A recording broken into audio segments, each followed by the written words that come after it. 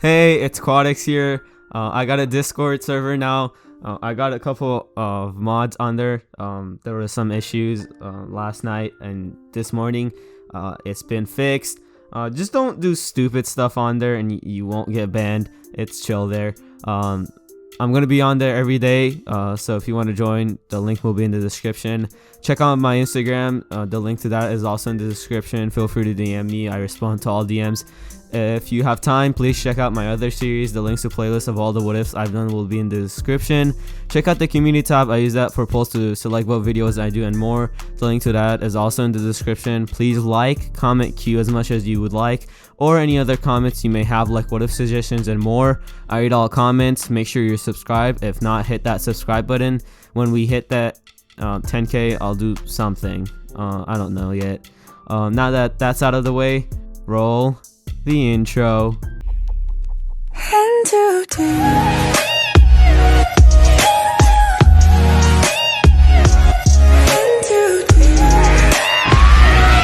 thinking myself.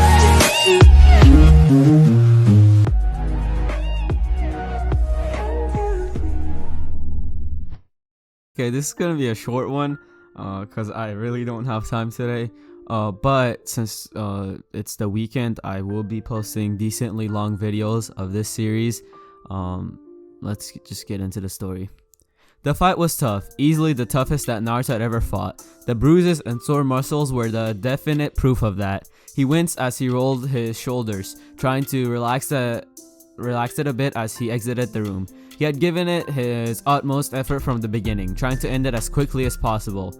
However, he wasn't surprised at all when he was parried blow for blow, jab for jab. Neither managed to gain the upper hand on the other for a whole of 15 minutes. Naruto could not hit his opponent, but he made sure that his opponent couldn't hit him either. It soon became clear that he won't be able to gain the upper hand if he continued like this, so he activated the blazing hands technique. At first, it looked like he had gained a slight advantage, but he was forced onto the defenses when his opponent copied the blazing hand and used it against him just as effectively. Naruto absently fingered the small burnt hole in his jacket as he walked up the basement. The blazing hands had caught him off guard for a moment, which is why there was a burnt hole, but he managed to put up a successful defense, all the while trying to think up of something that would give him an edge in the fight. The fact that there was no pattern to identify did not help at all. It all came down to this. The only way he was beating this opponent was by catching him off guard and capitalizing on that hard and fast. Give the opponent no time to recover or think up of a strategy. However, it had to be something completely new, something totally out of the box. It did not escape his observation that the moves he fought in the previous levels did not work on the next, so he waited, all the while defending himself from his opponent. It took him the better part of 20 minutes to think up of something that even remotely had a chance of working. Blazing Hands was based somewhat of the tree walking exercise. You have to maintain a constant amount of chakra on your hands or feet. However, instead of it being normal chakra, it was to be Katon. Katon was fire, and fire was weak to water, and vice versa. With this in mind, Naruto improvised. Instead of maintaining Katon chakra, he changed the nature to Suiton. It wasn't difficult at all if he didn't count the constant attacking on his person. It was no surprise that the blazing hands technique of his opponent was neutralized, but the water chakra had no offensive capability in taijutsu. But his goal was something else entirely. He maintained the change for only 10 seconds, after which he switched back to Katon. He smirked when he saw his attacks getting neutralized, the same way he neutralized them. His opponent was using Suiton to counter his blazing hands. This was the chance he was waiting for. Without a moment of waste, he had flipped away and charged back. He used the potential of his danger sense to the maximum, slowing down his perception, waiting for the exact moment to strike. When his punch towards the stomach was predictably blocked by a fist he struck. Red lightning danced across the body of his opponent, sending his electrical pulses into overdrive and spasming his muscles. Naruto gathered a small amount of his Raiton chakra in his punch, and since the opponent was using Suiton to counter blazing hands, the water only boosted the effect of the electricity on his body. Naruto seized his chance. He would have to finish this in one move, otherwise he risk giving his opponent a chance to adapt. He backflipped, enforcing his right heel with chakra to amplify the damage. His opponent went flying in the air, and Naruto smirked when he heard the telltale sound of a bone cracking. But he didn't stop his movements. He jumped a bit and spun counterclockwise, timing his jump such that his left foot made a painful contact with the opponent's gut, sending him flying back. His back struck the wall hard, his head bumping back as well due to the momentum. Naruto was already flash stepping forward as soon as his kick had ended. He gathered a large amount of lightning in his fist, making tiny sparks go off in random direction. He struck his fist right in the chest where the heart is. It went right through it. Emerging on the other side, the Raitan chakra burned away any blood that would have gathered on the fist if it were a real opponent. As it wasn't, the simulation ended, signifying his victory. The sheer amount of lightning in his hand had given him a high amount of piercing power, the power to cut through almost anything. Naruto did not, but he had unintentionally recreated something similar to the Chidori, the technique that Kakashi was infamous for. No wonder he didn't get back up, he thought as he prepared to flash away.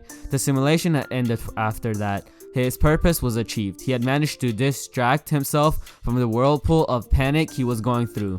Now that his mind was focused enough, he could logically think this through on what he would do on the day of the invasion, and he had decided what he would do. For now, he needed to rest. He had an invasion to prepare for. Naruto was sleeping comfortably, a peaceful smile on his face. The sun peeked over the horizon slowly. As soon as the first ray of the sun touched his face, his eyes fluttered open. He blinked his eyes several times to clear the sleep out of them. He then put his hands behind his head and just stared at the ceiling, attempting to piece together the facts he knew. Okay, here are the facts. Orochimaru attacked us in the second phase, making it clear that he's after Sasuke for some reason.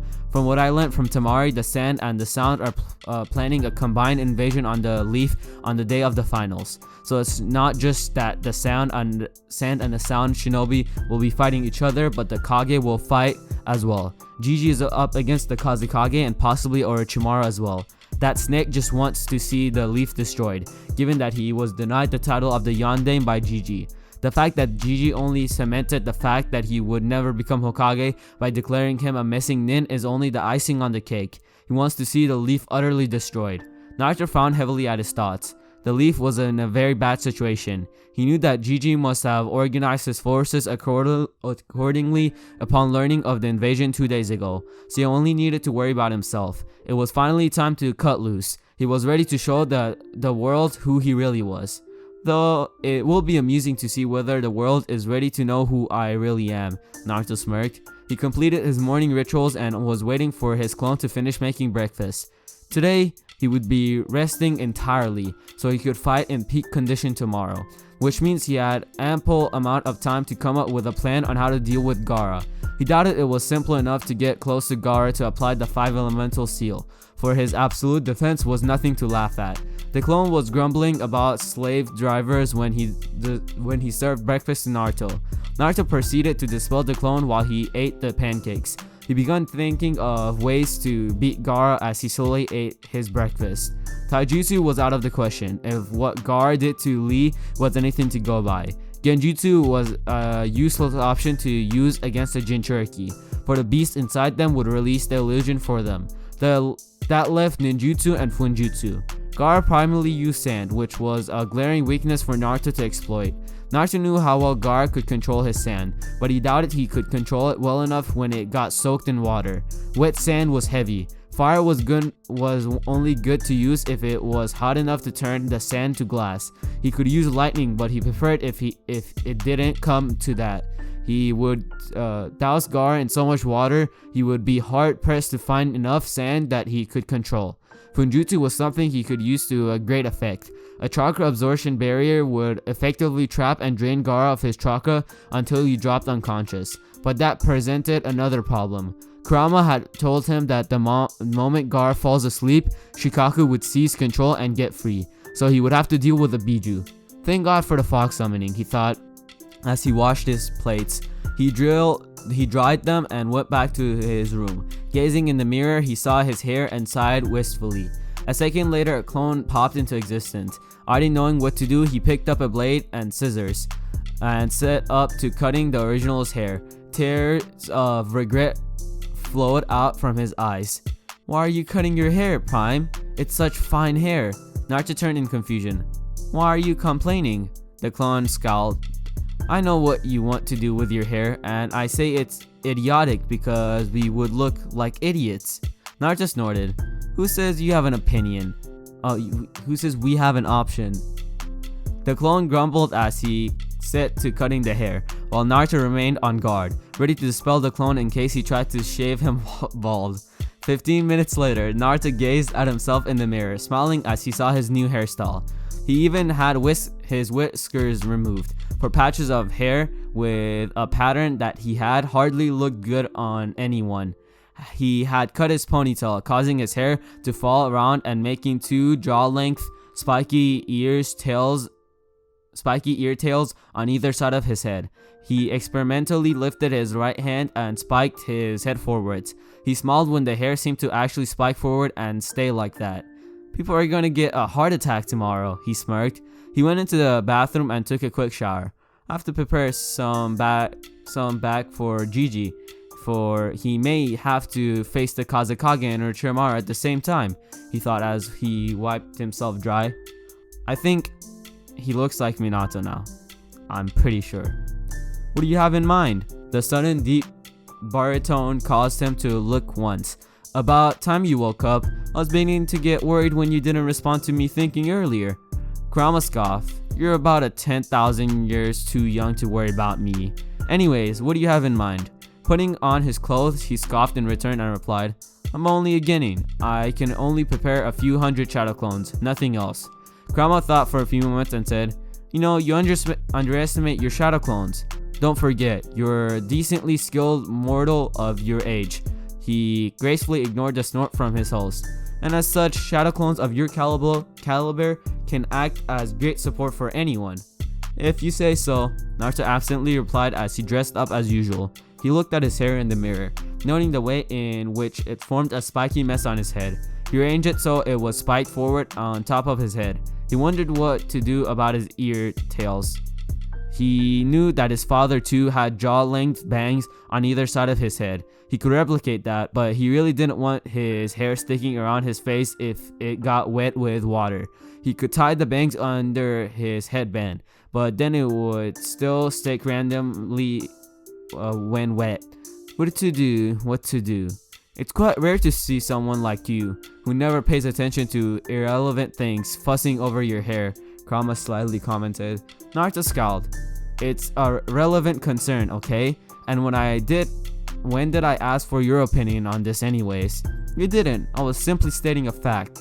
The reply was swiftly delivered. Anyways, I have something that you can try. A bit old style, but you might do some justice to it. 5 minutes later, Naruto was looking over his new hairstyle. You know, Kurama, this actually looks good on me. You do have a good advice sometimes. The beast snarled in annoyance. You sure have some nerve making fun of me like that. Naruto smirked but said nothing, further aggravating the biju within. He had tied his bangs in the middle with bandages, and then tied his headband over the bangs. He has Ashura's hairstyle. Search for Naruto Ashura hairstyle. I'm not doing that. You can do that yourself. But that's a cool looking hairstyle.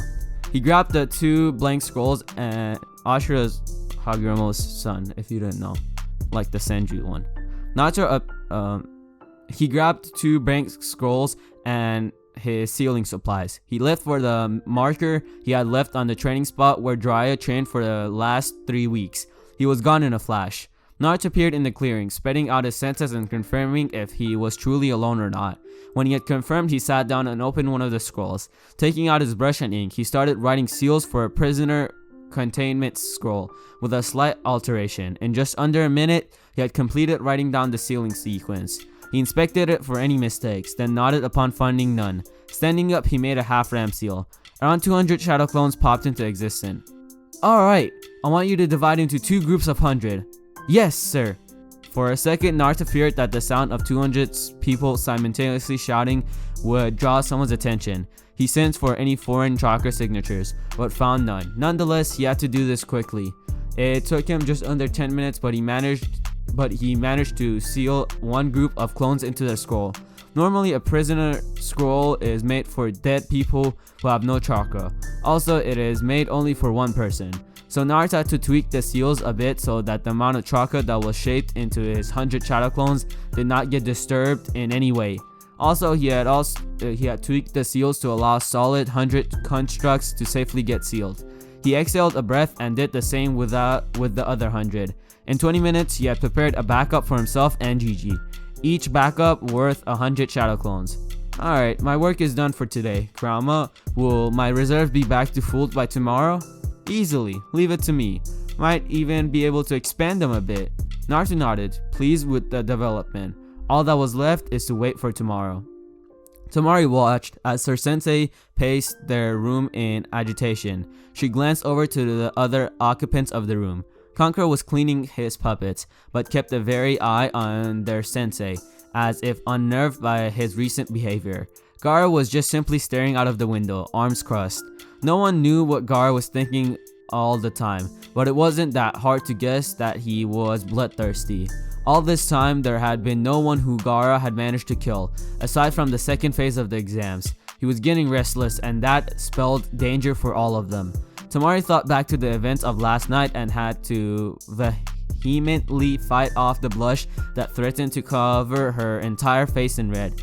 That was her first kiss, and it couldn't have been any better. The way they had moved against each other was just mesmerizing. But then the memories of what had happened before their kiss came up, and Tamari found it easier to beat back the blush. She had planned to tell her sensei about her being ambushed, but was dumbfounded when Baki told her that they may have already been discovered. There was a loose end untied. Some Konoha shinobi had been spying on Baki's secret meetings with their ally. Baki had almost managed to finish them off, but the shinobi was rescued by someone. Someone so fast that all Baki had managed to see was a blonde hair and a blue flash, which meant that Tamari didn't need to tell him if they had already been discovered. Baki was getting worried about the next day. The Kazekage had told them that they would be proceeding with the invasion no matter what. So far, the Konoha forces had not shown any signs that they knew about the invasion, but he had a bad feeling in his gut, and his entire shinobi career had told him to always trust his gut. He had no choice but to ignore it and follow the orders of his leader. Morning arrived sooner than Naruto thought. He got up, thinking about what would happen today. Today, two things were sure to happen. He was not just going to beat Neji. No, that he would be too light of a punishment for what he did to Hinata. He would show him just how little fate meant to him. He was going to utterly humiliate the Hyuga. The chances of him winning were already in his favor with his lack of chakra network, but he would put effort for Neji. The other things was the invasion, something that scared Naruto a bit. So many people could die, and those people would not just be the enemies, but his comrades as well. He would do whatever he could to protect his comrades, even if it meant putting himself in the line of fire. He shook his head, wiping the line of thought immediately. He would fight like a shinobi today, fast, deceptive, and ruthless. He already had his plan on how to beat Gaara, whether they cross paths in the finals or in the battlefield. Gaara would either lose or die.